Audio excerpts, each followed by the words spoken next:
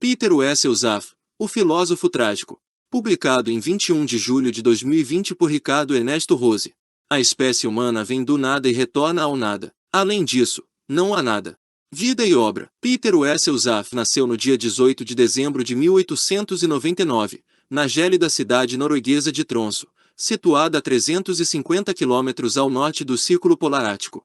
Dotado de grande capacidade literária e fértil imaginação, Zaf escreveu sua monografia de graduação para o curso de Direito em versos. O texto do poema ainda se encontra atualmente exposto na biblioteca da Universidade de Oslo. Formado em Direito, passa a advogar e depois se torna juiz. Grande leitor, Zaf aprofunda-se na obra de seu conterrâneo, o dramaturgo Henrik Ibsen, de 1828 a 1906.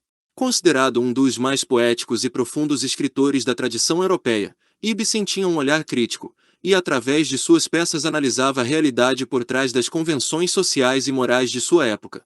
Sua obra influenciou escritores como George Bernard Shaw, Oscar Wilde e James Joyce. Profundamente impressionado com os temas abordados por Ibsen, Zaf decide voltar aos estudos formais, à universidade, para entender a ardente questão que significa ser humano, segundo escreve mais tarde. Em suas pesquisas filosóficas, Zaf desenvolveu um pensamento existencialista bastante original, influenciado principalmente pelas ideias dos pensadores alemães Arthur Schopenhauer, de 1788 a 1860, e Friedrich Nietzsche, 1844-1900, já que seu país, até aquela época, não havia uma tradição filosófica consolidada. Pessimismo filosófico e visão fatalista da existência humana marcam a produção intelectual de Zaf. Os pontos dos quais parte em sua exposição filosófica é que o homem nasce com capacidades de compreensão, raciocínio e autoconhecimento superdesenvolvidas, mas não se adapta aos desígnios da natureza. A procura de uma resposta para os enigmas da vida e da morte não pode ser satisfeita. Trata-se de uma necessidade que a natureza não pode atender. A tragédia, segundo o pensamento de Zaf, é que não encontrando solução, os humanos usam todo o seu tempo de vida tentando não ser humanos, ou seja, tentando ser o que não são através de ilusões. Por essa razão o ser humano é um paradoxo. Desenvolveu um anseio por um objetivo metafísico, justiça e sentido, mas está destinado à frustração em seu ambiente real. O processo da vida é insensível em relação aos entes que cria e destrói ao longo de sua perpetuação. Enquanto que nenhuma criatura viva consegue escapar desta carnificina, somente os humanos carregam o peso desta consciência. Por isso, um mundo inabitado, escreve Zaf, não seria algo desafortunado. Desta forma, Zaf desenvolveu um pensamento existencialista bastante original, diferente das visões mais otimistas de Albert Camus e Martin Heidegger, comparável em alguns pontos ao do romeno Emile Cioran. A biologia evolucionista do estoniano-alemão Jacob Jan von Uescul, de 1864 a 1944, também contribuiu para a formação da filosofia de Zaf. Esta convergência da filosofia com a biologia veio a ser conhecida como biosofia, Biosof, da qual o pensador norueguês foi um dos mais importantes representantes, tendo influenciado outros filósofos noruegueses, como Arne Næss e Hermann Tonnessen. A biosofia tem um importante papel na complexa compreensão da moralidade e da ética na obra de Zaf. A primeira e mais importante obra de Zaf é um ensaio, que acabou se tornando seu texto mais famoso fora da Noruega até o momento, O Último Messias, 1933. Com este trabalho, de clara feição existencialista, Zaf influenciou a posterior filosofia norueguesa. Em seu texto também encontramos uma crítica a ideologias de sua época, como a eugenia compartilhada pelas elites e grupos políticos do início do século, e a visão teleológica da evolução biológica e do desenvolvimento tecnológico. O ensaio tem início com a fábula de um caçador primitivo, que deixando sua caverna à noite para caçar, é repentinamente tomado por compaixão para com sua presa, caindo em profunda crise existencial. Nesta fábula, Zaf remete a dois grandes relatos da cultura ocidental. Primeiro, faz referência à alegoria da caverna, do livro da República de Platão, o qual também narra a história de alguém que se dá conta de fatos que ignorava, quando sai da caverna que habitava. O segundo relato ao qual a fábula de Zaf faz referência é a história da queda do homem, no livro do Gênesis. Zaf mostra que seu homem das cavernas era alguém com excessiva capacidade de compreensão. A evolução, argumenta o texto, cometeu um excesso ao formar o cérebro humano da maneira como é. Zaf compara o homem ao grande cervo irlandês, Cervis giganticus, que vivendo até o final do Pleistoceno, há 12.000 anos, foi extinto. por causa do tamanho que sua galhada atingiu ao longo de gerações, dificultando sua sobrevivência. Os humanos, segundo o filósofo, podem perceber que cada ser individual é um efêmero elo no fluxo da vida, sujeito às mais duras contingências em seu caminho para o inevitável aniquilamento. No entanto, raramente se desesperam com esta ideia, já que nossos cérebros evoluíram para um processo de autocensura e fantasia, cuja manifestação prática, segundo Zaf, é o que chamamos de cultura ou civilização. Incorporando conceitos de Sigmund Freud, bastante atuais à época, Zaf escreve que a maior parte das pessoas consegue se salvar, ao artificialmente limitar o conteúdo de sua consciência.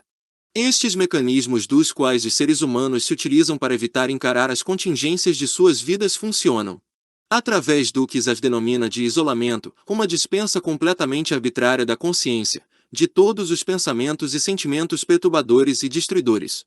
Exemplo desta atitude são os certos tipos de médicos que, para se protegerem, veem apenas aspectos técnicos de sua profissão, nos quais os aspectos trágicos da vida são reprimidos. Ancoragem, para o filósofo, é a criação de barreiras mentais em torno da consciência, a fim de dar segurança. Através deste mecanismo o indivíduo se apega a valores, ideais, instituições ou indivíduos, afastando ameaças estranhas que inspirem insegurança. Escreve Zaf, as ancoragens publicamente úteis são consideradas com simpatia, e aquele que se sacrifica totalmente pela sua ancoragem, a empresa, a causa, é idolatrado. Terá erguido uma muralha poderosa contra a dissolução da vida. Distração significa manter a atenção em limites críticos, constantemente alimentando-a com impressões. A distração é a constante atividade, a fim de evitar que a mente volte a ocupar-se de si mesma, de suas questões. O filósofo Blaise Pascal define este mecanismo de defesa da seguinte maneira: divertimento não tendo conseguido curar a morte, a miséria, a ignorância, os homens lembraram-se, para ser felizes, de não pensar nisso tudo. Sublimação é o ato de focar energia longe de impressões negativas, direcionando-a para aspectos e fatos positivos. Com isso os indivíduos se distanciam de si mesmos e encaram sua existência de um ponto de vista estático, como por exemplo os escritores, poetas e pintores. Zaf mesmo assinalou que seus trabalhos foram produtos de sublimação. O filósofo nos adverte de que a civilização não poderá ser mantida indefinidamente, e que o avanço tecnológico não representa a solução para a humanidade, ao contrário, porque, à medida que uma fração cada vez maior das faculdades cognitivas se retira do jogo contra o ambiente, há um crescente desemprego espiritual. Em uma finalização memorável de seu texto, Zaf paga seu tributo a Platão e Moisés, o qual, segundo a tradição judaico-cristã, foi o autor do livro do Gênesis, prevendo o aparecimento de um último Messias, em um atormentado futuro. Com este personagem Zaf faz uma referência ao super-homem Ubermensch além do homem, de Friedrich Nietzsche. Assim, o último Messias, este profeta da desgraça, um herdeiro do visionário homem da caverna, será malfadado, como seu antepassado. Isto porque suas palavras subvertem o preceito bíblico: sede férteis e multiplicai-vos. Povoai e sujeitai toda a terra, e desagrada a seus concidadãos ao proclamar: conheçam a si mesmos, sejam inférteis e deixem a terra em silêncio depois de vocês. As ideias de Zaf, esquematizadas no último Messias, foram desenvolvidas mais pormenorizadamente em um grande tratado chamado Um det tragique, sobre o trágico, 1941, publicado durante a Segunda Guerra Mundial. Esta obra foi escrita à mesma época em que o francês, Jean-Paul Sartre, criava sua filosofia mais tarde chamada de existencialismo. Enquanto Sartre escrevia sua obra em uma língua universal, Zaf escrevia em norueguês, língua pouco conhecida na Europa. Esta é uma das razões por sua obra permanecer quase desconhecida. Tivesse seu trabalho traduzido para o alemão, francês ou inglês, teria se incorporado aos clássicos da moderna filosofia. Cabe aqui uma comparação com outro pensador, contemporâneo de Zaf e também vivendo em um país cuja língua não é extensamente conhecida. Trata-se do pensador romeno Emile Cioran, de 1911 a 1995. Nascido na Transilvânia, estudou filosofia na Universidade de Bucareste e mais tarde se fixou em Paris, onde tornou-se famoso por sua filosofia altamente pessimista. Seu pensamento, assim como o de Zaf, também foi influenciado pelos escritos de Schopenhauer e Nietzsche. Tivesse Cioran permanecido na Romênia, sua obra, como a de Zaf, seria menos famosa. Em Sobre o Trágico, Zaf amplia e aprofunda as ideias delineadas em O Último Messias, sob a ótica de um pensamento trágico, influenciado pela biologia darwinista. Os mais importantes conceitos do livro são: como todas as espécies viventes, O ser humano nasce com um certo número de necessidades, de alimento, abrigo, segurança, entre outras. Estas necessidades são facilmente atendidas. Nós humanos, no entanto, temos uma necessidade adicional, não partilhada por nenhuma outra espécie: sentido para a vida. A esta conclusão também já chegará filósofo Friedrich Nietzsche. Esta carência não poderá nunca ser satisfeita, sob risco de nos enganarmos a nós mesmos. Podemos nos iludir através da crença em um falso sentido para a vida, ou podemos ser honestos e perceber que a vida não tem um sentido dado por alguma condição ou agente externo. Zaf distingue entre duas maneiras de sentido para a vida. Sentido na vida, que tem uma acepção primariamente local, enquanto o sentido da vida é, necessariamente, uma perspectiva global.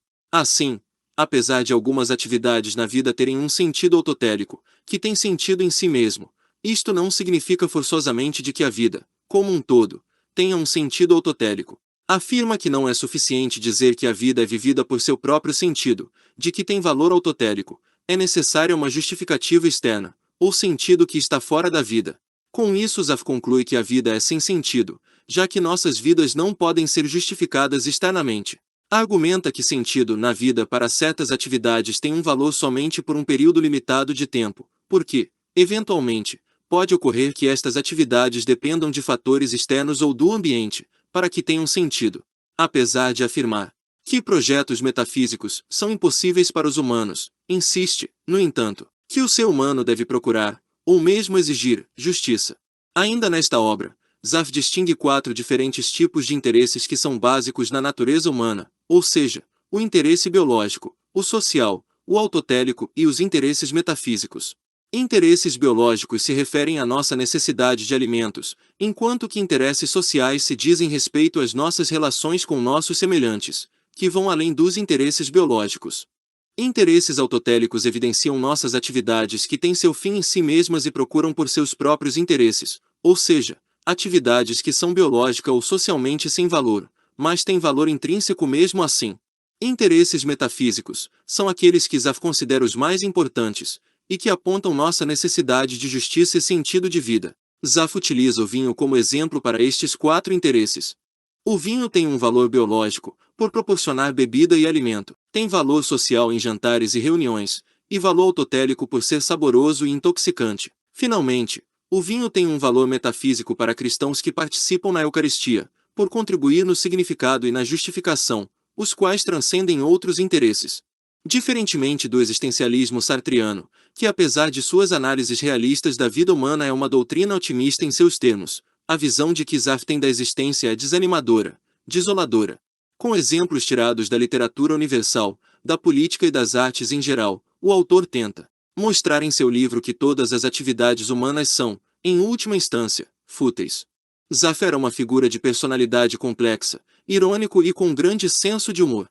Além de advogado, jurista e filósofo, também foi ambientalista, antes que este tipo de atividade se tornasse comum. Grande aficionado do montanhismo, praticava fotografia e era escritor, tendo escrito um livro de histórias e anedotas sobre sua região de origem. Um de seus trabalhos mais populares é uma coleção de ensaios sobre a vida ao ar livre basque. Glæder, Prazeres Rústicos. Mesmo sua opera magna filosófica, Sóbrio Trágico, é recheada de um humor burlesco, a ponto de um crítico norueguês ter chamado Zaf de o Chaplin da filosofia. Zaf influenciou fortemente o movimento ambientalista norueguês, e foi amigo e colaborador de Arne Næss, de 1912 a 2009, filósofo e criador da ecologia profunda, Deep Ecology. Næss iniciou seus estudos de ecologia relativamente tarde em sua vida, quando se aproximava dos 60 anos. Dizia que o movimento ambientalista, surgido no pós-guerra, falhava ao encarar a questão ambiental de uma maneira superficial, deixando de levar em conta pressupostos culturais e filosóficos. Cunhou então a distinção entre a ecologia rasa e a ecologia profunda. Além da visão pragmática e utilitária de governos e empresas, Næss defendia uma ecologia que levasse em conta as complexas relações entre os seres vivos, valorizando a biodiversidade. Diferentemente da cultura fortemente centrada no antropomorfismo, que caracteriza a cultura industrial europeia e americana, a ecologia profunda argumenta que a filosofia ambientalista precisa reconhecer valores que estão inerentes na natureza, independentemente de expectativas, necessidades e desejos humanos. Escreve Arne Næss em Long Range Ecology Movement, Movimento ecológico de longo alcance. O movimento ecológico raso está preocupado em lutar contra a poluição e o esgotamento dos recursos. Seu objetivo principal é a saúde, a abundância para pessoas nos países desenvolvidos. A ecologia profunda tem preocupações mais profundas que têm a ver com princípios de diversidade, complexidade, autonomia, descentralização, simbiose, igualitarismo e ausência de classes. Outro filósofo e escritor norueguês ligado a ZAF foi Herman Tonnesen, 1918-2001. Foi colega de estudos de Arne Naess e mais tarde professor de filosofia na Universidade da Califórnia nos Estados Unidos e Universidade de Alberta, no Canadá. Seu pensamento sofreu influência de Arthur Schopenhauer e de seu conterrâneo Peter Wessel ZAF. Tonnesen é autor, entre outros, do ensaio Happiness is for the Pigs, Philosophy vs Psychotherapy, 1966, A Felicidade é para os Porcos, Filosofia versus Psicoterapia. Neste livro Tonnesen defende um pessimismo filosófico ainda maior do que o de seu mentor, ZAF. Assim, se ZAF dizia que a vida não tem sentido, Tonnesen escreve que a vida não chega nem a ser sem sentido. Seguindo seus princípios de antinatalismo, ZAF, que foi casado 2 vezes com a última esposa, Britt ZAF, viveu durante 47 anos, não teve filhos. Faleceu na cidade de Asker, na Noruega, em 12 de outubro de 1990. A única herança que o filósofo deixou para a posteridade, além de sua obra, foi dar seu nome a uma montanha da região do Círculo Polar Ártico da Noruega, a qual ele foi o primeiro a escalar. Em uma carta datada de 1990, ano da sua morte, descreve sua visão da vida: a espécie humana vem do nada e retorna ao nada. Além disso, não há nada. ZAF foi, acima de tudo, conhecido como um filósofo trágico. Sua filosofia foi uma fina associação entre a biologia darwinista e a visão de que tudo o que é grande irá eventualmente decair e desaparecer. Este princípio ZAF também considerava válido para a raça humana.